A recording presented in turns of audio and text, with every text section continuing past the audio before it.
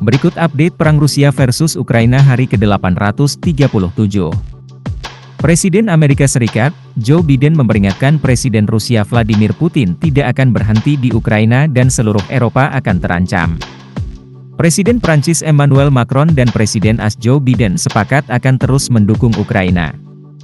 Serangan Ukraina di Luhansk dan Kherson yang dikuasai Rusia menewaskan 28 orang. Ukraina mengklaim ada upaya pembunuhan terhadap mantan wali kota Kupiansk. Selengkapnya, berikut update perang Rusia versus Ukraina hari ke-837. Dikutip dari The Guardian, Biden memperingatkan seluruh Eropa akan terancam jika Putin melanjutkan serangannya di Ukraina. Biden mengatakan jika Putin terus melanjutkan serangannya di Ukraina, dia berjanji tidak akan berhenti di situ. Pasalnya, tidak hanya Ukraina yang terancam, melainkan seluruh negara Eropa akan terkena imbasnya. Ini lebih dari sekedar Ukraina.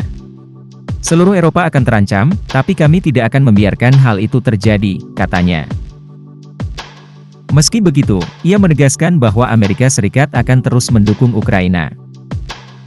Amerika Serikat berdiri teguh bersama Ukraina. Kami mendukung sekutu kami. Dan kami mendukung Prancis, tegasnya. Prancis dan AS sepakat dukung Ukraina. Presiden Joe Biden mengatakan dirinya dan Prancis akan terus mendukung Ukraina. Hal tersebut diungkapkan Biden ketika berpidato pada konferensi pers bersama di Istana Kepresidenan Elysee di Paris pada hari Sabtu, 8 Juni 2024. Sebuah peta jalan bersama yang dikeluarkan oleh kedua presiden mencakup komitmen untuk mendukung upaya penggunaan aset Rusia yang dibekukan untuk membantu Kiev. Serangan Ukraina di beberapa wilayah yang diduduki Rusia.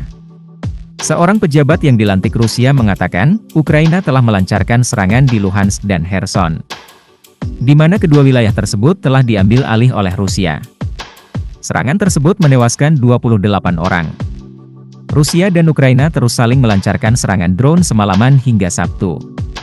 Awalnya, Rusia menyerang kota kecil Sadove di wilayah Kherson pada hari Jumat, 7 Juni 2024.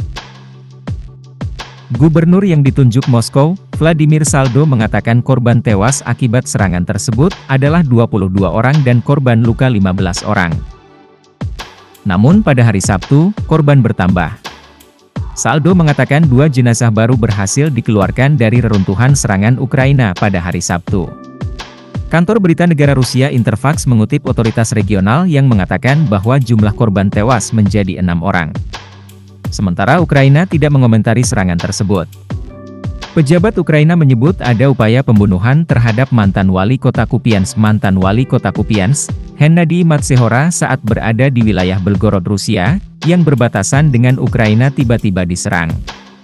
Insiden yang terjadi pada hari Jumat, 7 Juni 2024, mengakibatkan Matsehora mengalami luka-luka dan harus dilarikan ke rumah sakit. Hal tersebut dikonfirmasi oleh Direktorat Intelijen Utama Kementerian Pertahanan Ukraina. Ia mengatakan setelah insiden tersebut, Matsehora berada dalam kondisi kritis. Pasukan Rusia menaruh 8 tongkang di sisi jembatan Kerch di Crimea. Kementerian Pertahanan Inggris mengatakan tujuan dipasangnya tongkang tersebut adalah sebagai upaya mempertahankan jembatan dan alur pelayaran. Tongkang tersebut juga merupakan upaya untuk mengurangi sudut pendekatan kendaraan permukaan tak berawak Ukraina.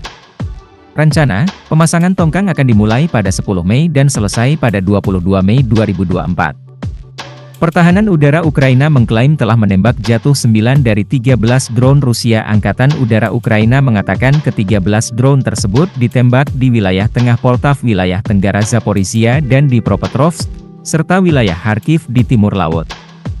Gubernur wilayah di Dnipropetrovsk Serhiy Lysak mengatakan serangan drone semalam merusak bangunan komersial dan perumahan.